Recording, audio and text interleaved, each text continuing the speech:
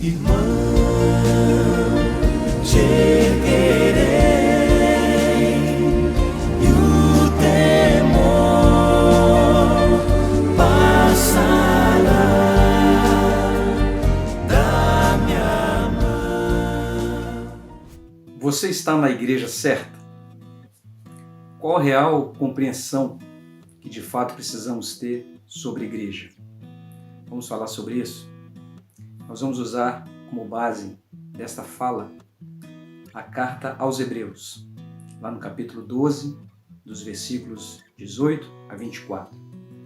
Nessa carta o autor faz um contraste para os hebreus entre religião e igreja, entre lei e graça, aqui representados pelo Monte Sinai e o Monte Sião. O Monte Sinai, a religião, a lei, o Monte Sião, a igreja e a graça. Portanto, é preciso lembrar a experiência que Israel viveu lá no Sinai. Foi lá que Moisés subiu para receber de Deus a lei. Todo o povo ficou à volta do monte e o cenário que se desenhou ali foi tenebroso, porque foi um cenário com fogo, com tempestade, com escuridão, com trevas. O povo ficou muito aterrorizado. Até Moisés ficou aterrorizado com o cenário que se desenhou ali. O povo não suportava ouvir a voz de Deus naquele monte. O texto bíblico diz que se um animal chegasse próximo daquele monte, deveria ser morto. Se algum homem tocasse o Monte Sinai, deveria ser morto. Porque era o Deus Todo-Poderoso que estava se manifestando ali. Deus Santo, que não suporta e nem tolera o pecado. Então, se alguém se achegasse ali por conta do seu pecado, deveria morrer. Esse é o cenário da experiência vivida no Sinai por Moisés. O povo ali disse a Moisés que não suportava ouvir a voz de Deus e que, portanto, Moisés deveria ser o mediador entre Deus e eles. Pediram que Deus falasse a Moisés e Moisés então falasse ao povo, mostrando, portanto, que aquele monte palpável que não podia se tocar, para eles era sinônimo de terror, de medo. O Deus que se mostra ali, não totalmente, o Deus que se revela ali, não plenamente, é um Deus que causa a eles terror, medo, apavorados que ficaram. E é sobre esse cenário que o autor da carta escreve inicialmente, mostrando aos hebreus, a quem ele escrevia agora, que foi desse ambiente que eles saíram. Foi dessa religião que eles saíram. Foi da lei que eles saíram. Desse ambiente onde não se podia se chegar a Deus. Desse ambiente onde era necessário um mediador. Desse ambiente onde não era possível ouvir a voz de Deus. Desse ambiente onde alguém que tocasse um monte tinha que ser fulminado por causa da lei, por causa do pecado. Então nós vamos ler o texto agora que fala sobre isso. Porque isso é significativo para nós hoje e muito. Nós vamos perceber que o cristianismo do nosso tempo importa exatamente esse contexto. Importa para dentro de si exatamente esse contexto, levando homens e mulheres a viverem essa experiência do Sinai hoje. Viverem essa experiência desse Deus que amedronta, desse Deus que é punitivo, desse Deus que é cruel, no tempo presente da vida da igreja. De forma que as pessoas vivem hoje no ambiente de igreja, mas no contexto do Sinai. Vamos acompanhar essa leitura? Hebreus, no capítulo 12, no versículo 18. Nós vamos ler a primeira parte até o versículo 21. Eu gostaria que você acompanhasse comigo a leitura e os comentários que farei. Diz assim: porque não chegaste ao monte palpável. É o autor dizendo aos hebreus que agora estavam no Evangelho e que alguns deles, inclusive, pensavam em voltar atrás. Ele está dizendo, vocês não chegaram ao monte palpável. Igreja não é alguma coisa palpável, como alguns querem fazer dela, com concreções, com objetos, com gestos estereótipos. Igreja não é disso que é aparente, igreja vive de fé. Não chegaste ao monte palpável, aceso em fogo, onde o juízo impera. Se tocar no monte, o fogo te consome. Esse Deus que vai te consumir no primeiro pecado, na primeira falha que você cometer. É esse tipo de mentalidade que se importa para dentro da igreja cristã nos nossos dias. Não chegaste à escuridão e às trevas e à tempestade. O Deus da religião judaica, o Deus do Sinai, era esse Deus que ainda não estava manifestado plenamente, não estava revelado plenamente. Era sombras, era trevas. Versículo 19. Não chegaste ao sonido de trombeta, àquela experiência onde a voz que falava para os que ouviam não podia ser suportada, não conseguiam ouvir a voz de Deus, de tal forma que pediram um mediador, que Moisés fosse o mediador. O cristianismo do nosso tempo vive isso hoje também. As pessoas, os cristãos ou os crentes, eles não ouvem a voz de Deus. É preciso um mediador, é preciso alguém mais especial para ouvir por ele, para interpretar as sombras, as trevas, um Deus de mistério, um Deus místico, onde só alguns mais especiais, mais espirituais, conseguem interpretar esses mistérios, a voz de Deus e falar para o povo. Essa é a experiência do Sinai, mas é a experiência também de muitos cristãos dos nossos dias. Muitos cristãos nos nossos dias. No versículo 20, porque eles não podiam suportar aqueles que estavam lá no Sinai o que lhes mandava, porque até se um animal tocasse no monte seria apedrejado. Eles não podiam suportar isso, eles tinham medo de Deus, medo de ouvir a voz de Deus, medo de se achegar ao monte, porque se tocasse ali por conta do pecado, poderiam ser apedrejados. Uma religião que é importada para o cristianismo nos nossos dias, um pensamento que é importado, onde a pessoa tem medo de Deus a ponto de que, se cometer uma falha, vai ser apedrejado. E o que não falta hoje, no nosso tempo, são pessoas sendo apedrejadas, julgadas, excluídas, banidas do seio da comunidade cristã porque cometeram uma falha, porque cometeram um erro.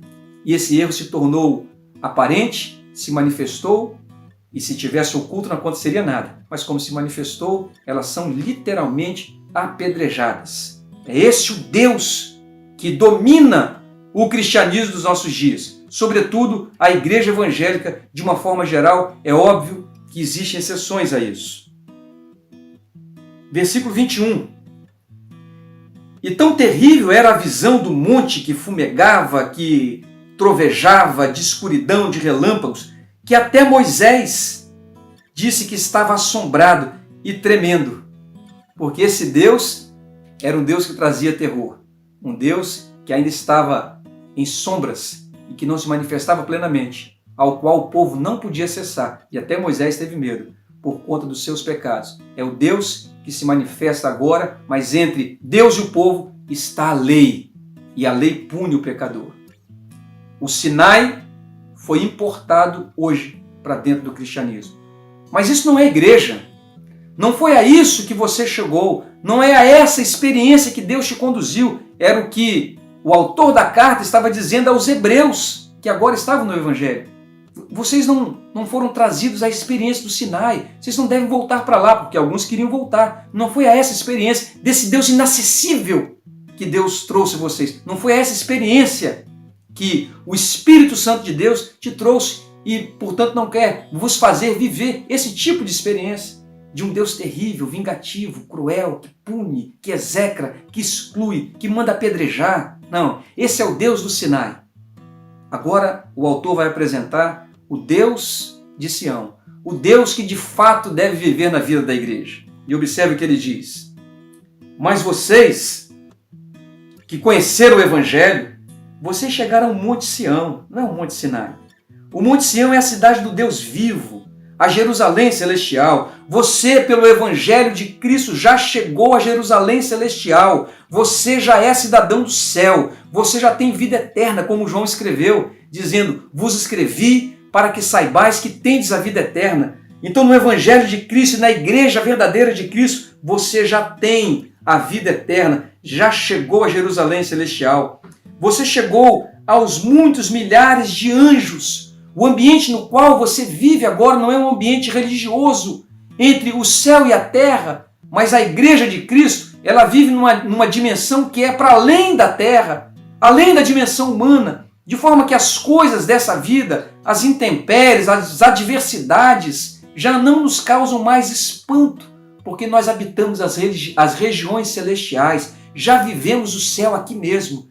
Por isso, habitamos com os muitos milhares de anjos, né? Já convivemos nesse ambiente celestial. Versículo 23. Vocês chegaram à Assembleia Universal, ou à Universal Assembleia, e à Igreja dos Primogênitos. Igreja é uma Assembleia Universal. A Igreja de Cristo, a igreja que já tem o céu, não é exclusividade de um grupo, de uma placa, de um CNPJ, mas é uma igreja universal. Por isso, na visão lá em Apocalipse, João viu uma grande multidão de todas as nações, de todas as tribos, de todos os povos, de todas as línguas, uma grande multidão, não se podia nem contar. Essa é a igreja de Cristo, ela não é feita de um grupo de pessoas, de meia dúzia de pessoas, ela não está na extensão do CNPJ ou da capacidade de alcance de uma denominação. A igreja de Cristo é universal. E ele chama essa igreja, ainda no versículo 23, de igreja dos primogênitos. A igreja verdadeira é a igreja dos primogênitos. Por que a igreja do primogênito? Porque o primogênito é o herdeiro, é uma referência àquele tempo, onde o primogênito herdava tudo do pai. Você é a igreja primogênita, você é a igreja dos primogênitos, ou seja, você já é herdeiro de todas as coisas em Cristo. Ele é herdeiro de todas as coisas e nós somos co-herdeiros com ele. É assim que diz a palavra. Continuando, nós chegamos a essa Assembleia Universal, Igreja dos Primogênitos, que estão escritos, arrolados no céu. Essa igreja, esse que faz parte dessa igreja, o seu nome não está escrito num livro de presença da igreja, não está num sistema informatizado de controle de membresia. A igreja de Cristo tem o seu nome escrito no céu. Portanto, entendendo isso, é possível até que alguém risque o seu nome do livro das denominações aqui, das instituições, mas do livro que está no céu ninguém pode tirar, porque o seu nome está escrito arrolado no céu, no livro da vida do Cordeiro. Foi ele quem escreveu lá com o seu próprio sangue. Ainda continuando, chegamos a Deus. Veja, no Sinai não se podia chegar a Deus. Morria se tocasse no monte, mas aqui em Sião, na igreja dos primogênitos, na Universal Assembleia, aqui você se achega a Deus. Aqui você pode falar com Deus. Aqui o caminho está aberto pelo sangue de Cristo, um novo e vivo caminho. Nos achegamos ao juiz de todos. Você pode se achegar a Deus. Ele é juiz sim, mas você pode se achegar a Ele porque não vai ser condenado. Porque você já foi justificado pelo sangue de Cristo. Você pode se achegar a Deus em paz, porque Deus estava em Cristo reconciliando consigo o mundo. Sendo, pois, justificados pela fé, temos paz com Deus. Você pode se achegar a Ele, pode falar com Ele. Não precisa de mediadores, de homens. Não há homens especiais nesta igreja de Cristo para intermediar sua relação com Deus. Eles recebem as orientações, eles recebem as revelações e passam para você. Não é assim na igreja de Cristo. Continuando. Você chegou à igreja dos que são justos, de espíritos justos, ou dos espíritos dos justos aperfeiçoados. Aqui a expressão é, essa igreja é feita de homens e mulheres cujos espíritos foram justificados. Você foi justificado pelo sangue de Jesus e aperfeiçoado nele. Nele nós fomos aperfeiçoados em Cristo. E ele diz ainda, nós chegamos, essa igreja chegou a Jesus, mediador de uma nova aliança. Lá no Sinai, o mediador era Moisés. E a aliança que ele tinha era a aliança da lei, que punia. A lei era a maldição que era imposta sobre alguém por causa do pecado. Mas aqui não. Na igreja de Cristo, na igreja do Monte Sião, aqui Cristo é o mediador. E ele não tem em suas mãos a lei, ele tem em suas mãos a graça para derramar sobre você. E ele continua dizendo, e ao sangue da aspersão, no versículo 24, que fala melhor que o sangue de Abel. Então, Cristo que é o nosso mediador, da nossa relação com Deus, Cristo que nos deu essa nova aliança, Ele derramou sobre nós o sangue, chegamos a esse sangue, é por esse sangue que estamos ligados a Deus agora. Sangue da aspersão, porque é uma referência ao Velho Testamento, onde o sangue era aspergido sobre o povo, O sangue dele é aspergido sobre o povo. Todos podem ter acesso a Deus por esse sangue. O sangue de Cristo não é exclusividade de ninguém. O sangue de Cristo foi derramado por todos, acessível a todos e dando acesso a todos à presença do Pai. E ele diz que esse sangue de Cristo fala melhor do que o sangue de Abel. É uma referência ao sangue de Abel que foi derramado por Caim. E Deus perguntou a Caim lá no Velho Testamento: onde está o seu irmão? Ele tinha matado. E ele disse: eu sou guardador do meu irmão? E o Senhor diz: olha, o sangue dele clama a mim da terra. Então o sangue de Abel que clamava lá era por justiça, por vingança. O sangue dele foi derramado e Deus estava dizendo: o sangue dele está clamando a mim por justiça, por vingança. Mas agora o sangue de Cristo não é como o sangue de Abel. Ele fala melhor, porque se o sangue de Abel derramado requeria, clamava por justiça, o sangue de Cristo agora, pelo contrário, nos traz paz, nos traz salvação, nos reconcilia com Deus. Por isso o sangue de Cristo fala melhor do que o sangue de Abel, porque lá era vingança, mas aqui é paz. Sendo, pois, justificados pela fé nesse sangue, temos paz com Deus. Essa é a igreja verdadeira. Você está na igreja certa? Essa é a igreja certa. Que você compreenda isso, que essa compreensão se expanda no seu entendimento e que você possa fazer parte dessa Assembleia Universal da Igreja Verdadeira de Cristo, hoje e sempre. Que Deus te abençoe.